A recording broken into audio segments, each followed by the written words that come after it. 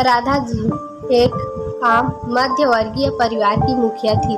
वे अपने बेटे शुभम और बहू मनीषा के साथ रहती थी। एक बेटी सीमा थी जो कि शादी के बाद अमेरिका में बस गई थी। राधा जी के पति की मृत्यु बहुत पहले ही हो चुकी थी। शुभम और मनीषा की शादी को 5 साल हो गए थे, लेकिन अब तक उनकी कोई संतान नहीं थी। राधा जी की बहू मनीषा भी जॉब करती थी, जो कि राधा जी को बिल्कुल भी नहीं सुहाता था। वे जल्द से जल्द दादी बनना चाहती थी, लेकिन मनीषा और शुभम यह अच्छी तरह से जानते थे कि अभी मनीषा का जॉब करना कितना जरूरी था। राधा जी अपने बेटे शुभम से इस बारे में बात करती तो शुभम किसी न किसी बहाने से बात को टाल देता था। इसीलिए वे मनीषा को ही परेशान करने के बहाने ढूंढती रहती थी ताकि वह अपनी जॉब छोड़ दे। और अभी कोरोना कॉल में तो मानो उनके मन की मुर्दा ही पूरी हो गई हो। हालांकि वे दिल की बुरी नहीं थी, लेकिन पोते की चाह में वे न चाहते हुए भी ऐसा कर जाती थी। अपनी हम उम्र सहेलियों को दादी बनते देखकर उनका मन दुखी हो जाता था। उस दिन भी घर में ऐसा ही कुछ हुआ। ऑफिस में काम की वजह से मनीषा देर तक सोती रही और राधा जी को अच्छा खासा मौका मिल गया। ये क्या बहू, अभी तक सो रही हो? पता है सुबह के 10 बज गए हैं। शुभम भी बेचारा कब से उठकर ऑफिस के काम पर लग गया है और तुम हो कि अभी तक सोई पड़ी हो। चलो अब उठकर सबके लिए चाय नाश्ता बना दो। मुझसे कुछ हो नहीं पाता है, वरना मैं तो तुम्हारे भरोसे कभी ना रहती, खुद ही सब कर लेती। सारी मर्जी व देर रात तक काम चलता रहा, इसलिए सुबह सुबह ही सो पाई थी, इसलिए समय का पता ही नहीं चला। आप चलिए, मैं अभी जल्दी से आती हूँ। हाँ ठीक है, मेरा कुछ नहीं, पर शुभम को देख लो तो उसे कुछ चाहिए तो नहीं? कब से उठा है बेचारा। हे भगवान, मुझे जल्दी से ठीक कर दे ताकि मैं ही अपने बेटे का ध्यान रख सकूं। राधा जी ने नाटकीय अंदाज में कहा।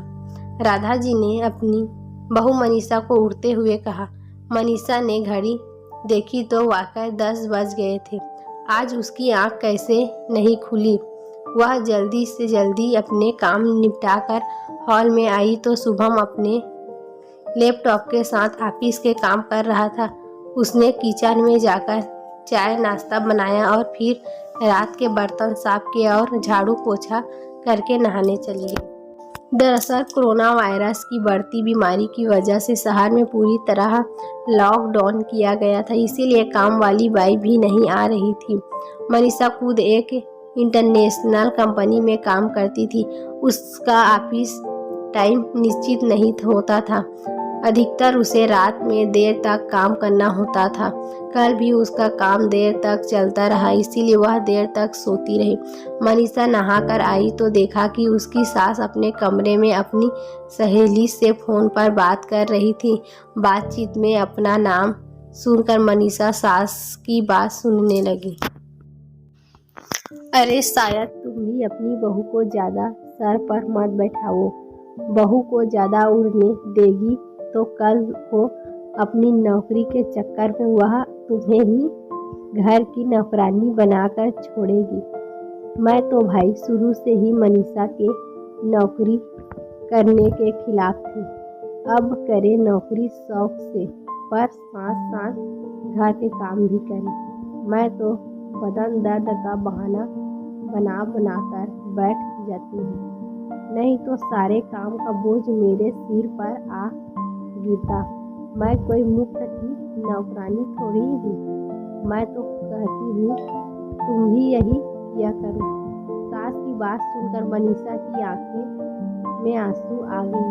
वह जिस सास को बीमार समझकर उनकी दिन रात सेवा करती थी, उन्हें एक गलत तक उठाने नहीं देती है। सारा दिन घर का और रात को ऑफिस का काम करके थकान से चूर होकर तक नहीं करती, उसका यह फल मिला है। उसे मना हुए मेरी नौकरानी के खिलाफ है, मगर यदि घर की किस्त नहीं होती तो वह भी कभी नौकरी नहीं करती। शुभम का बोझ कम करने के लिए ही वो तो वहाँ नौकरी कर रही थी। खैर अभी के मुश्किल समय में वह सास से किसी भी बात पर बहस नहीं करना चाहती थी जिससे घर का माहौल खराब हो, इसलिए वह उनकी बात को नज़रअंदाज करके वहाँ से चली गई। लेकिन उसकी नज़रों में राधा जी की इज्जत जरूर कम हो गई थी। दूसरे दिन सुबह राधा जी की बेटी सीमा का अमेरिका से फ़ोन आ गया। सीमा की सास उसके पास अमेरिका आई हुई थी। आदत के अनुसार राधा जी ने जैसे ही सीमा की सास की बुराई करनी चाहिए वैसे ही सीमा ने उन्हें डपट दिया। माँ आप बिल्कुल भी मस्ती के बारे में अनाप शनाप नहीं बोली। पता है आपके चक्कर में आकर मैंने उनके साथ कितना बुरा व्यवहार किया, लेकिन आज मुझे उनकी कीमत पता चल गई है। तुम तो उनके यहाँ पर आने के कितने खिलाफ थी, मगर आज अगर वे यहाँ नहीं होती ना माँ तो न जाने हमारा क्या हाल होता। तुम्हें तो पता ही है कि मेरा नौकरी करना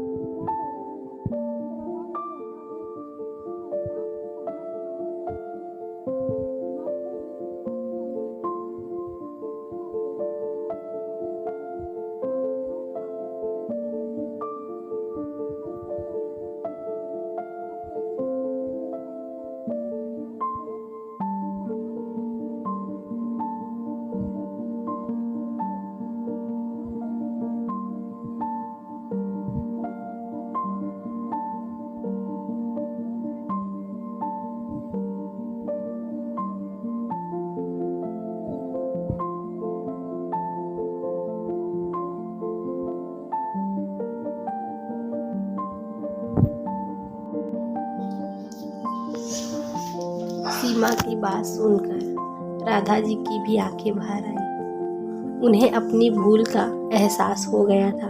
मनीषा तो वाकई उनका कितना ख्याल रखती है, उनकी कड़वी से कड़वी बात का भी बुरा नहीं मानती है, उल्टे जवाब भी नहीं देती है। वाकई अभी का समय तो एक दूसरे को हौसला देने का है, सारे गिले शिकवे भूलकर एक दूसरे की मदद करने का है। तो फिर वे स्वास्थ्य में कैसे आंधी हो गई थी, इतना कैसे गिर गई थी कि ऐसे मुश्किल समय में अपने ही परिवार की सहायता नहीं कर सकती।